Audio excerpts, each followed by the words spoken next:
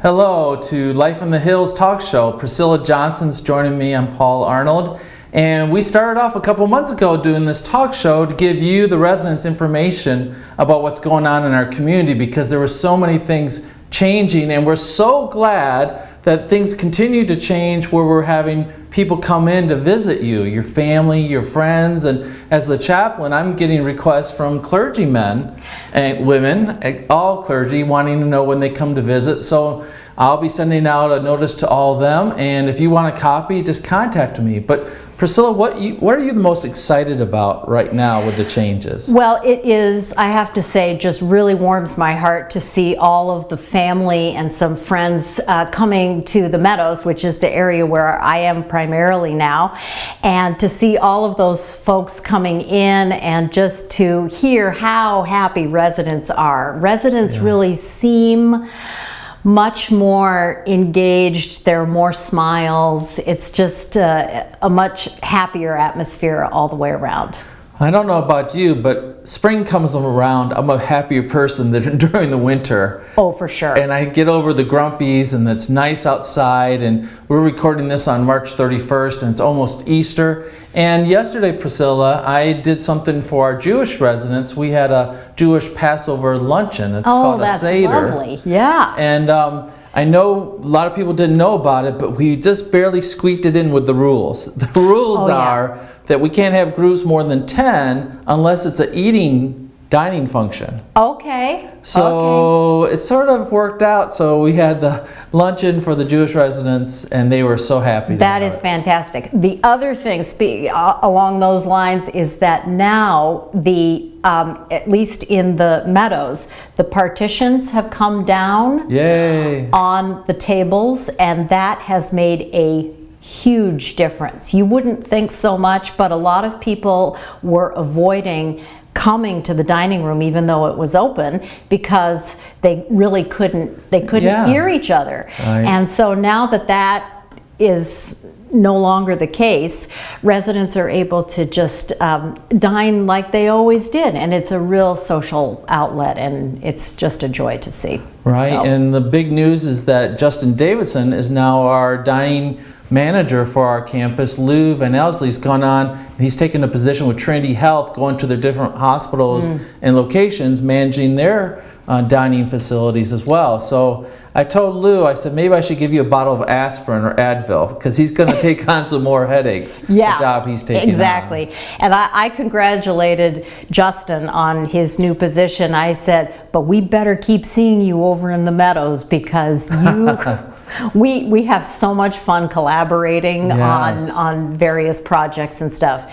And he has a tremendous gift for creativity and decorating the dining room and coming up with clever stuff. So I enjoy having him close by, and he and Gloria and I have a good time.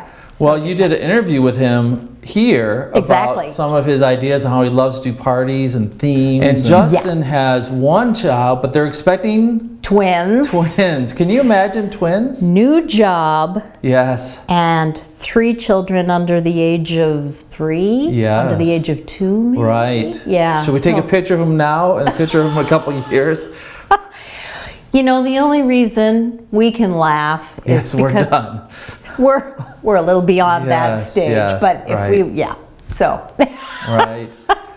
Well, I'm always interested to hear what our fans, but our residents are doing, and I know that they're hoping that they can travel some more and get out of here, and hope that can happen for them too. That's very true, and I think as the state opens up, people will be traveling a little more, but the exciting news here on campus is that I have been given permission to go on a couple of small trips taking residents out, and it's kind of on the small side, like I said, but we have 2 trips planned in April for the Meadows residents, and one is just down to Gallup Park, where it's all nice and fresh air. We can get out and walk by the river and so forth.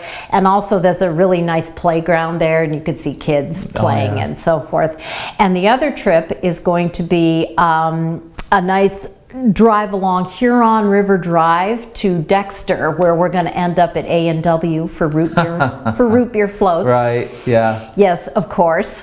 And the only thing that I am stipulating is that residents who can have the ability to get out and drive themselves, that they give residents a chance who haven't really been out at all. Yes. And I know people will be very good about, I think they'll be very good about that. So, but we also want those who drive to join us at our destinations and, you know, have a walk with us. That's a lot of fun. I was down at Gallup Park for one of my lunch hours, and there's lots of swans down there right now, like 30 swans. Now they'll probably migrate somewhere else, some of them, but it's just really fun to see all those birds and all the activities and things like that. And I live in Dexter, Michigan, so I've been known to have a root beer float, maybe a hot dog, you think? and maybe onion rings, maybe. Yeah. But also, as I was walking around campus this morning, I was delivering some flyers to the villas. I was just noticing how many things are greening up and flowers are getting ready to burst, and around my own garden as well. I've got some new daffodils that I planted last fall, and so, you know, there's just hope everywhere. That's it's just really nice. Yeah, my sister and I are working on a summer calendar right now to visit my mom and maybe do some camping as well. So just thinking ahead, even if all of it doesn't come true, it's just fun to think ahead, right? Yeah, to plan. Yeah. And you're in the big planning mode with your garden. If you didn't listen to some of our previous talk shows, Priscilla's really taken on this alter ego of a master gardener at her house. Yeah, well, I'm sure any master gardener who looked at my work would beg to differ. But I have had a lot of fun planning in the wintertime and getting seedlings and things like that. But I have to say that my seedlings are not turning out as well as I had hoped, because I was at the gardening store yesterday and I saw what mature lettuce seedlings are really supposed to look like at this time of year, and mine are these tiny little. Don't give up hope. I don't give up hope. No. I don't give up hope, not at all. But it's my first year doing it, so I may just end up buying a few of the little pre-potted ones and sticking them in there. But I've got plans for dahlias and all sorts of fun stuff. Yeah. Well, I know the residents enjoy gardening, and we're recording this in the Dobson Life Enrichment Center, and I'm looking out the windows here, and I can see the raised gardens, and every year, don't they have a lottery that who can get to use them? They do.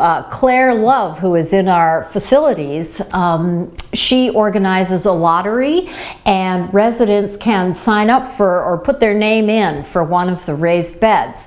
And this year, mainly because I'm so into gardening, I've decided that starting in May, I'm going to devote Thursday mornings to helping those residents who acquire one of those beds to, you know, help them do some weeding or planting if they're not quite up to it, just, you know, just as a nice outdoor activity. Right, that sounds great. Yeah. And while we're talking, Tom Wilson, who's a Meadows resident, is out there examining his raised garden. He's done it for years, and I think he loves to plant those small tomatoes. He's given me a few at times as well. But you know, during this time of year, we see a lot of wildlife come into our courtyard as well. And it's fun to watch. You see the rabbits, and occasionally people have seen a fox around here. They see deer in here. And there's lots of hawks too. I think the hawks are realizing there's little birds around here. Oh no. I know. Or mice. That's okay. That's okay. We're glad that you tuned into Life in the Hills. You're going to enjoy an interview that Priscilla's done with Porchea Scott, who works here as well.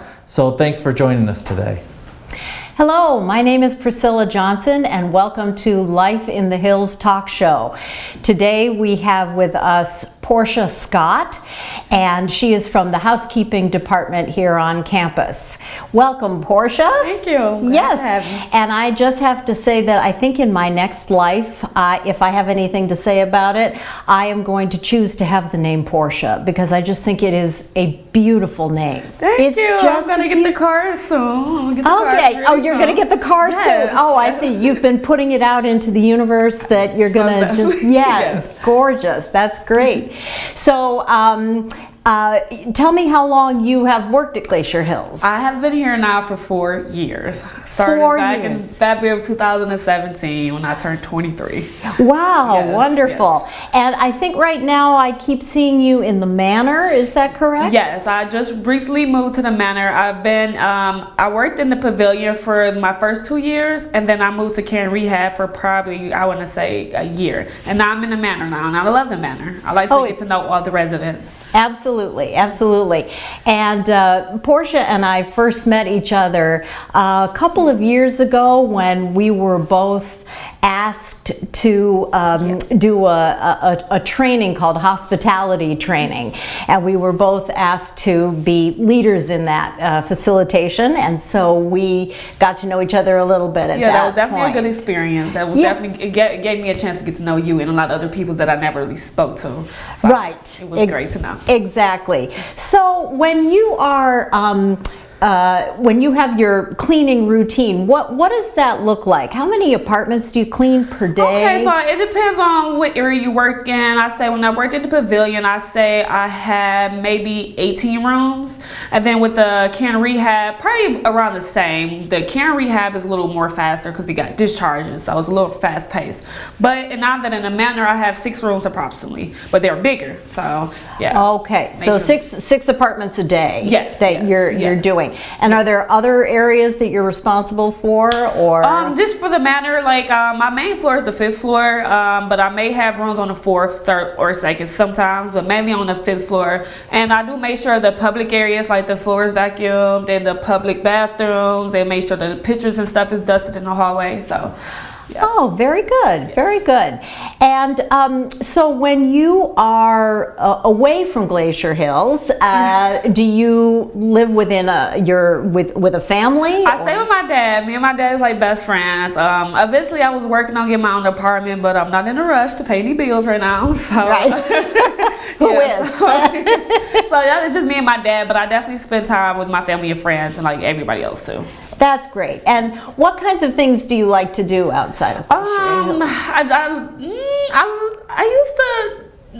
I used to party. I'm not gonna lie, but I didn't calm down. But I go to my mama's house and help her cook sometimes, or me and my dad actually go for a walk because he's trying to get his exercise on, or I just probably link up with some friends and just do friendly stuff. Yeah, just hang out. Yes, hang out. Just play hang out. cards or probably catch a movie or something. Oh, that's right. Well, you could bring your friends to campus, and you could just Actually, I do. I would like to show them around. I would definitely like to show them. Yeah.